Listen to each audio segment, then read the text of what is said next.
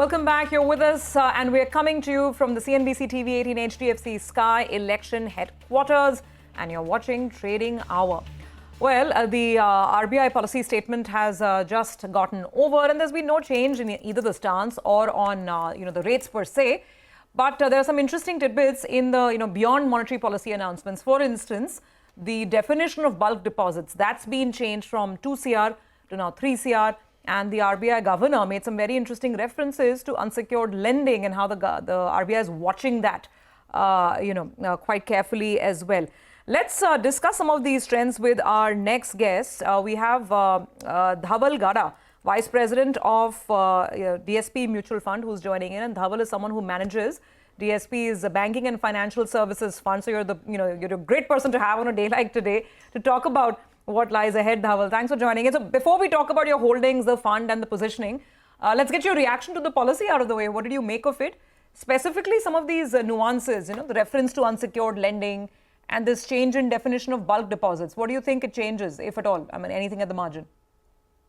Yeah, so I think, from a rates perspective, we expected unchanged stance and the policy rate. And the key focus was supposed to be on the, guidelines around unsecured, around loan to deposit ratio, around other aspects of regulatory action that we've seen over the last 4 or 5 months. And from that perspective, not surprised that RBI has again reiterated its stance on some of these aspects. And so from that perspective, I think the only change is that RBI has again hinted that some regulated entities are not following their guideline on key fact statement and the loan to deposit moderation that the regulator is seeking for. So that we will watch out for this. As far as bulk deposit is concerned, on the margin, I think it sort of is a refresher from earlier change. So it moved from 1 crore to 2 crore a few years back, and now from 2 crore to 3 crore. In terms of its impact, we may see some bit of increase on the rates, especially on the bulk side, given the overall framework of having a deposit growth being higher from where it is right now. So on the margin, it should put some pressure on spreads over a period of time. Interesting. So you're saying this increase in the bulk deposit definition, that will cause maybe some margin pressure, because obviously banks will offer higher rates there, and there's been a lot said about the scramble for deposits. Any guess right now in terms of how much pressure on NIMs because of this move alone? Difficult to quantify only because of this aspect. I think if you look at the broader theme, the regulator wants banks to have a faster deposit growth, or the gap between credit growth and deposit growth should be lower than where it is right now.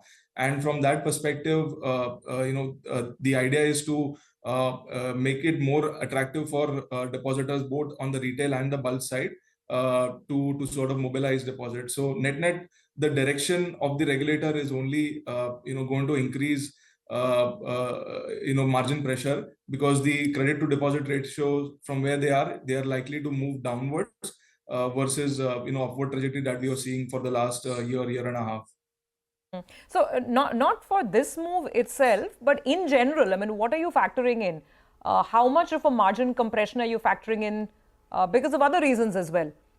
Because of the scramble for deposits, because while that sort of puts an upward pressure, there's the overall expectations of rates coming down as well. So what is the margin compression you've right now penciled in for NBFCs and then for banks? So from NBFC's perspective, we expect about, depending on each model, but broadly, I would say 25 basis points of decline for the larger names from where we are at the end of fourth quarter. And as far as banks is concerned, 10 to 15 basis points of decline for FY25, with assumption that the rate cut cycle begins at the end of December or February. So back-ended rate cut cycle. So those are broadly the thought process on margins for both banks and NBFC. So 25 bips compression for NBFCs, and banks, you said? Sorry, I missed that number. 20 basis points. 10 to 15 basis points. 10 to 15 basis points. Okay. So that's sort of the immediate impact in terms of policy announcements. Just one more piece on unsecured, Dhaval, because we heard the RBI governor very clearly give a reference to this again. He did say that overall, loan growth in this segment has come down, but the central bank is still watching and will take more action if warranted. Could this be an issue? Could this be a challenge with respect to, further pressure on loan growth? So actually, I don't think from where we are, there is going to be further pressure on unsecured credit. So if you look at the journey over the last 3 years, post-COVID, we did see significant uptick in unsecured credit growth, and at a system level, we moved to about 30% kind of credit growth, which is when the RBI came quite heavily in terms of first their commentary and then steps in terms of risk weight increase and other specific measures. To sort of calibrate this upward move that we were seeing. And over a period of time, we were expecting this growth to moderate, given the base effect that would have caught up anyways. So where we are is close to around 20-21% kind of growth at a system level for unsecured credit. And for next year, we do expect this to converge close to broad system credit growth, give or take about 4-5 percentage points. So it will be most likely sub 20% next year. So directionally, we are moving in the right direction from a regulatory standpoint, and I don't think there will be too much change on that count, unless the regulated entities go quite aggressive again, which looks very unlikely at this stage. So next year, you're saying FY26, that's when unsecured loan growth should fall. Sorry? FY25, we expect it to be sub 20%. Yeah, I was just checking because you said next year, so was wondering which one you're referring. So 25 is what you're talking about. By the way, Dhaval, we have you actually on a great day, because we are just getting details on the Bajaj Housing Finance IPO as well. I think there were some flashes there, and the size of that issuance is going to be about 3,000 crores. So that's the next big development. What is your stance on housing finance companies? What's the outlook, and what do you think this kind of a big IPO will mean for the sector? So first on the sector, we expect the growth moderation that we had seen in housing post COVID to sort of come back and be in around the mid-teens kind of level. And given the government's thrust on housing, we do expect this growth to sustain for a few more years. In that context, in the large housing finance company space, we did see one large merger in 2022, and this space is largely there's a gap in the listed universe at this point of time to play a large prime or super prime housing space, and from that perspective, opportunities are limited, and therefore some of these new offerings would be quite attractive, assuming the valuations are in a reasonable zone. So that's broadly the thought process. Overall, very constructive on housing finance as a space, and within that, prime and super prime is a very good opportunity to look at. Okay, well, I'm just telling our viewers that Bajaj Finserv and Finance both are big holdings for the DSP BFSI fund. Bajaj Finserv, the weightage is about 9% in the portfolio. Bajaj Finance, the weight is about 5% in Dhaval's portfolio, in both those stocks in focus today. Bajaj Finance, of course, doing really well. Now I'm looking at the rest of the portfolio as well, Dhaval, and obviously, lots of big private sector banks which form the bulk of your HDFC Bank, ICICI Bank, Axis. You do have exposure to some of the smaller PSU banks. But let me ask you a broader question. Where will money be made? That's what everyone's looking at now. Is it going to be time for private sector banks? Is it time? Is it time to, let's say, unload a bit of the PSU and move that money to private sector? How would you approach it? So, I mean, my portfolio construction has been very stock specific, bottom up, and therefore, when you look at active weights in the portfolio, they are in the names that you mentioned, the Bajaj Finserv, REC, those are big active weights in the fund.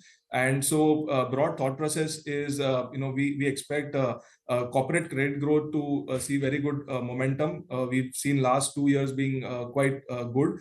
After a drought of 8-9 years, we've seen corporate credit growth come back, and we expect this cycle that we are in with the thrust that the government has put on capex.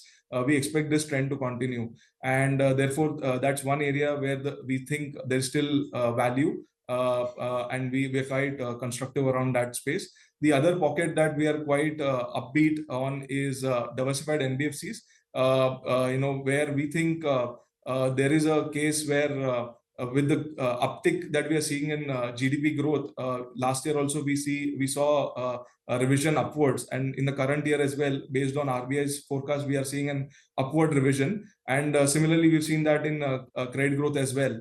So we do see a case where growth compounding is going to be quite strong in some of these diversified NBFCs. Coupled with the rate cycle benefit, the earnings compounding can be even stronger, is our thought process over the next 2-3 years, and therefore that is one more area that we are quite constructive on.